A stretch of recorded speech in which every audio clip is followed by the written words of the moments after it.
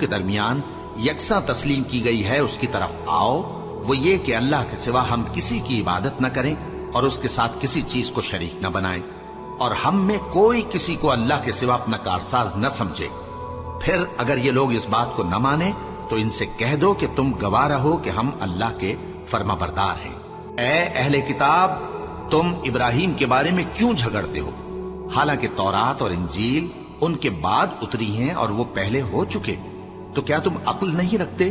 دیکھو، ایسی بات میں تو تم نے جھگڑا کیا ہی تھا جس کا تمہیں کچھ علم تھا بھی، مگر ایسی بات میں کیوں جھگڑتے ہو جس کا تم کو کچھ بھی علم نہیں؟ اور اللہ جانتا ہے اور تم نہیں جانتے۔ ابراہیم نہ تو یہودی تھے اور نہ عیسائی، بلکہ سب سے بے تعلق ہو کر ایک اللہ کے ہو رہے تھے اور اسی کے فرما بردار تھے اور مشرکوں میں نہ تھے۔ ابراہیم سے زیادہ قرب رکھنے والے تو وہ لوگ ہیں جو ان کی پیروی کرتے رہے، اور یہ